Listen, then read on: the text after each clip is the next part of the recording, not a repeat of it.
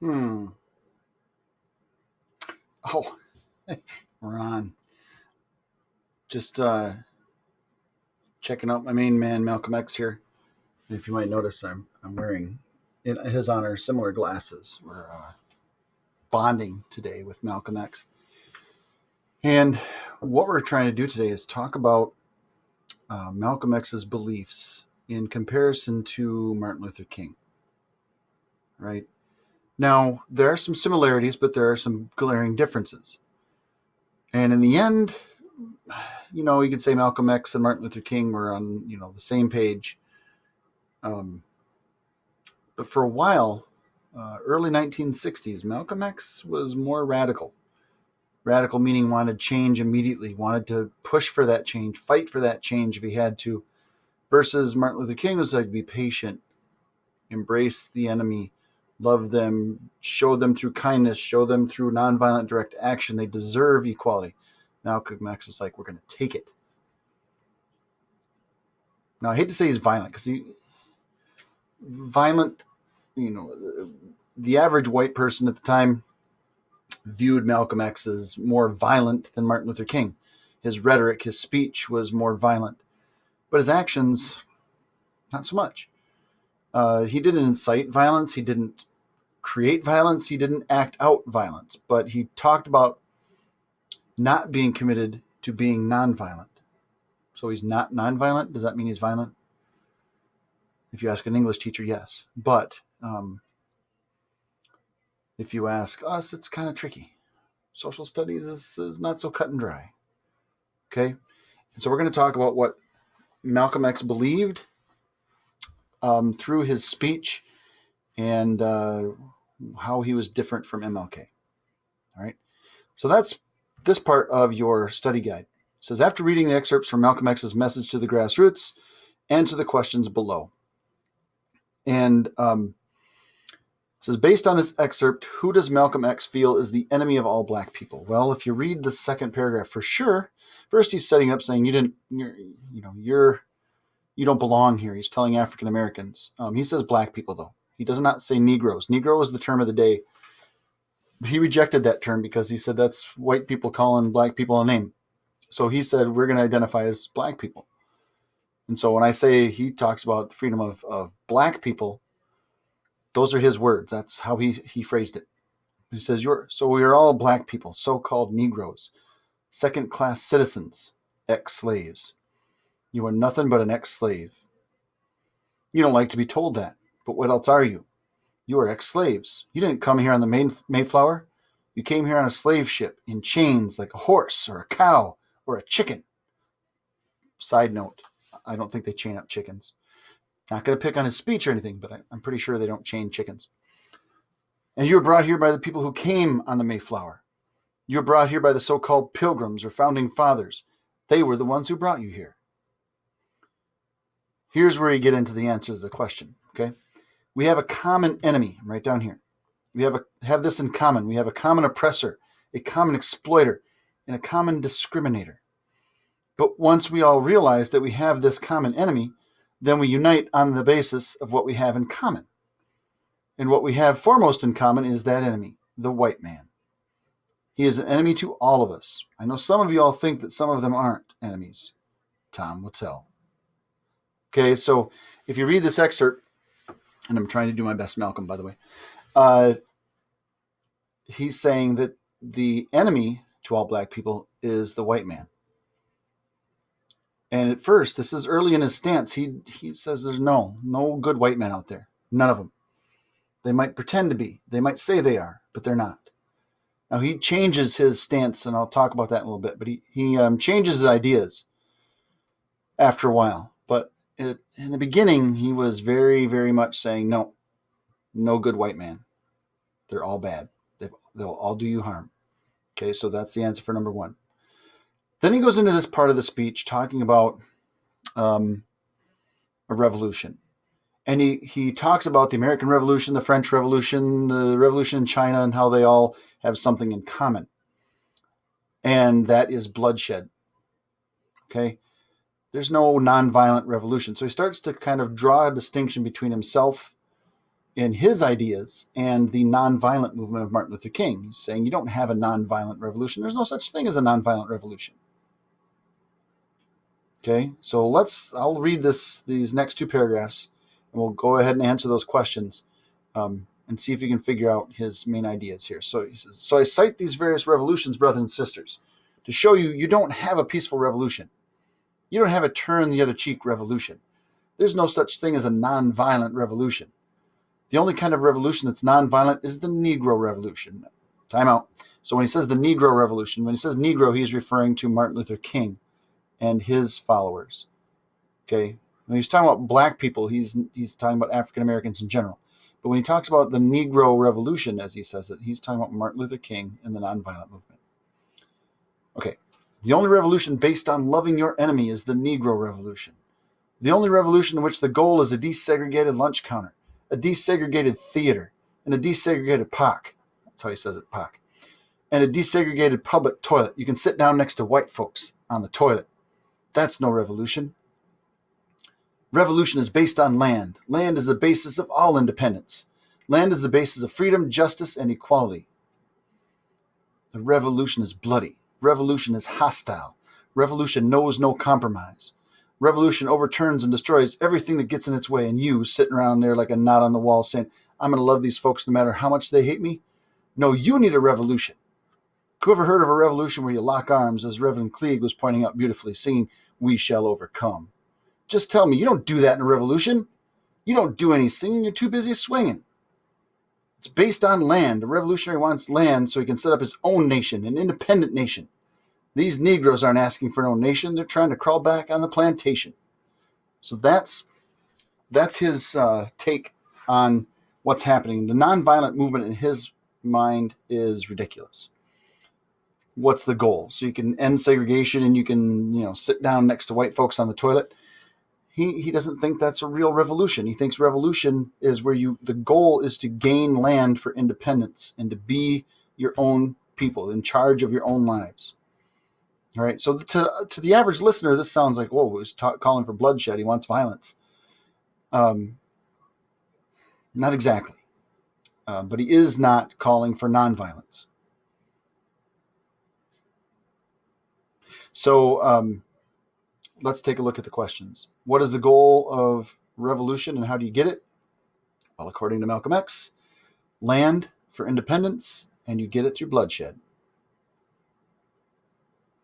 Is Malcolm X for or against desegregation? Now, desegregation means ending segregation in the South, ending that system of Jim Crow. And you can kind of guess from what he's saying here that he thinks it's ridiculous.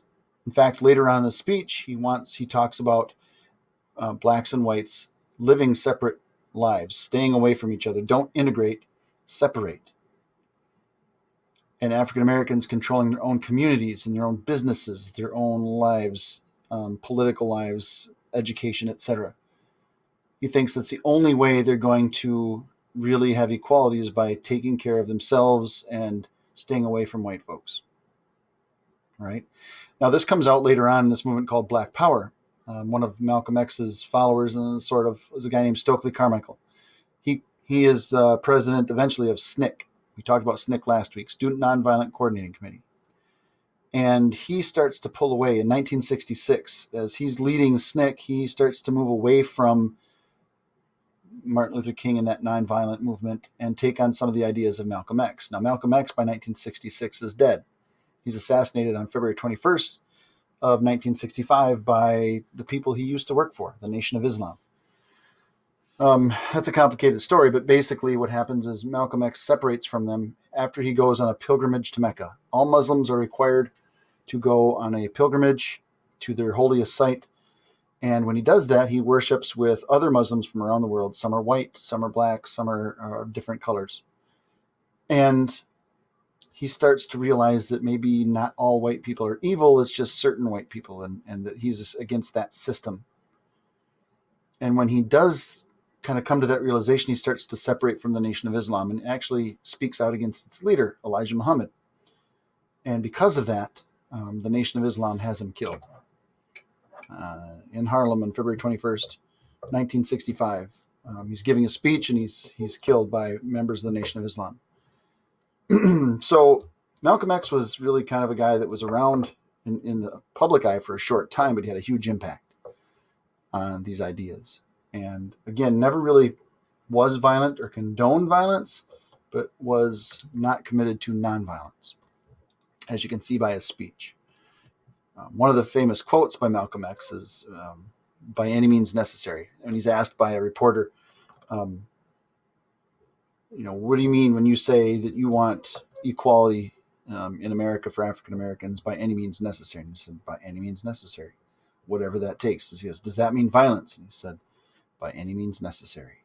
So Malcolm X was defiant and different from Martin Luther King in several ways. But in the end, they kind of had similar goals. All right, so that's what we're going to get into right now. So hang in there. Don't go away. Let's take a look at this part of the assignment. I know I'm going fast, but you can always rewind it, stop it, pause it, whatever you got to do to write down answers or keep up. Wait, you're up here. It's my glasses. All right. So when it comes to, let's think of, it says, compare and contrast the methods and ideas of Martin Luther King Jr. to those advocated by Malcolm X. What are the similarities? How are they different? So in the end, what we're doing with this chart is we're going to put down some ideas, and then you're going to kind of do a little paragraph here explaining the differences and the similarities. Get that? Good. If you said no, good. No, I got nothing. It's 10:55 at night. Eli doesn't sleep. I'm getting tired. But hey, here I am in this shiny light. I gotta fix this. This is freaking me out. Gonna catch a glare off my forehead. I pretty much shaved my head, so it might blind you. If you get just the right angle, it's gonna like flash blind. All right. Sorry, I have problems. Help. Okay, so let's take a look at some of the differences. Goals. Martin Luther King Jr., Malcolm X. What do they want? Martin Luther King wants, what's his dream? Remember the speech, I have a dream? One day this country will rise up and live out the true meaning of its creed, that all men are created equal. I cut out some words. But they both want equality.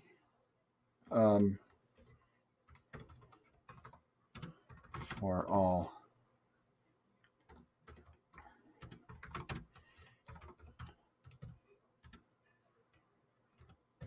So we could say they both want equality for all, but especially for African Americans, because they feel like the average white citizen has that equality, has that opportunity. African Americans do not. Okay, and in the end, their goals, that's what they want, and Malcolm X too. So we'll just put same. Okay. Stance on segregation / integration.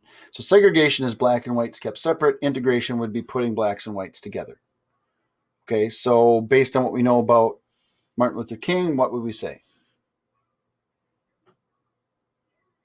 You're right.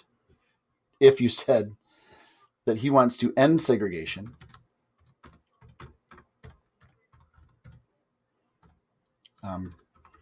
bring all together to foster, I'm just making this stuff up as I go, equality. Okay? He believes that the more we're together, the more we have mutual understanding, the more we have laws that treat us all as equal, we'll actually have equality.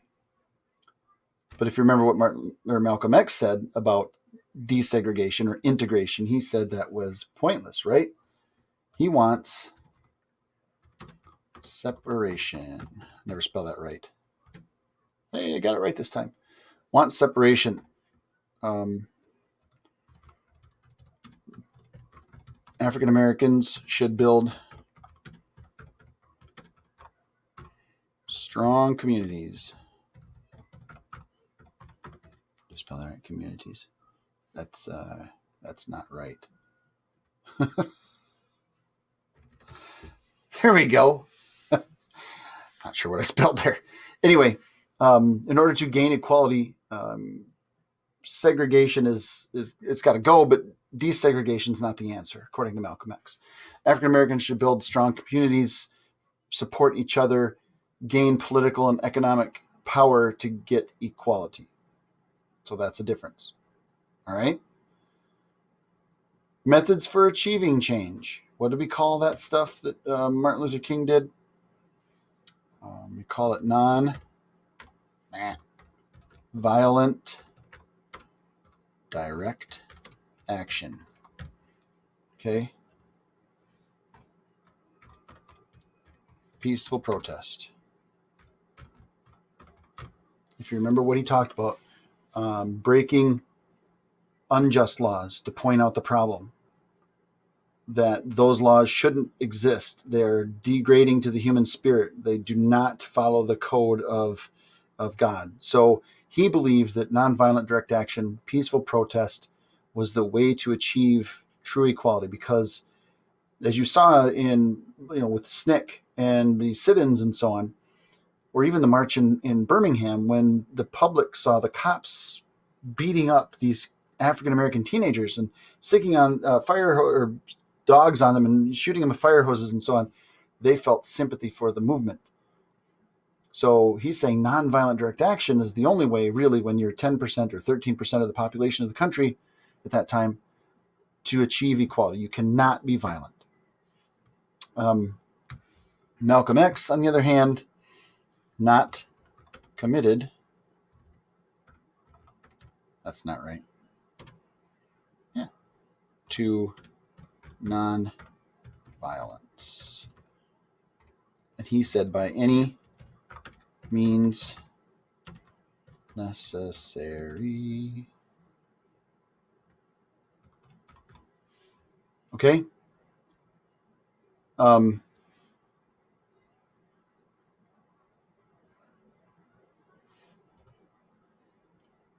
That's not what I meant to do. And through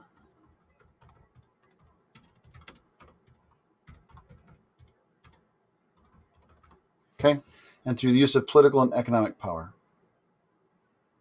And then this is for any other things you can think of. So, Martin Luther King, as far as religion goes, they were both committed to religion, just different views on religion. Martin Luther King, was a Baptist minister. Malcolm X was a Muslim member, at least for a while, of the Nation of Islam, which is organization within the United States, not an actual nation, not in the Middle East. Here in the United States, the Black Muslims, they still exist. Although, obviously, through the past several, 20 years or so, because of things that have happened, it's not necessarily for American or civil rights group to be associated with Islam is not one of those beneficial things anymore. But, back in the 60s, one of the prominent members was a guy named Muhammad Ali, a very famous boxer, world champion, who his name was Cassius Clay. But when he won the title, he announced he was changing his name to Muhammad Ali, getting rid of his so-called slave name, like Malcolm X did with Malcolm Little. He took Malcolm X signifying unknown, because African Americans were brought here on slave ships and didn't know their true identity. They didn't know their actual last name. They were often given the last name of their owner. So what a lot of members of the Nation of Islam and other African Americans of the day did is they threw off that last name or changed their name completely. A guy named Lou Alcindor, a prominent basketball player, became known as Kareem Abdul-Jabbar. You might have heard of him. So this was something that happened more often back then, but it was a way to show that they were down with the cause. Okay. So there's some differences, but yet similarities with that one. They're both religious. They're both grounded in religious principles, just have a different take on things. Okay. So give this a thought and check. This is the basics. You can add some other information if you'd like. But what I want you to do, the meat and potatoes of it here, is use the chart that we just created to compare and contrast the ideas and practices of Malcolm X to those of Martin Luther King and the nonviolent movement. How are they similar? I would start out with, some of the similarities between Martin Luther King and Malcolm X were, okay. Then you go on, maybe some of the differences include the way in which they would achieve that equality. And then you write it out. So just give me a good paragraph, explain it, because this will be on the test next week. All right. So if you have any questions, Zoom with me, send me an email, ask me whatever. I don't care, but it's all right here. Okay. These 2 videos basically give you everything you need to know for the study guide, except for the terms, and you can get that from the notes and or the Quizlet that's been posted. All right. So adios. Have a good night, and I'll see you soon.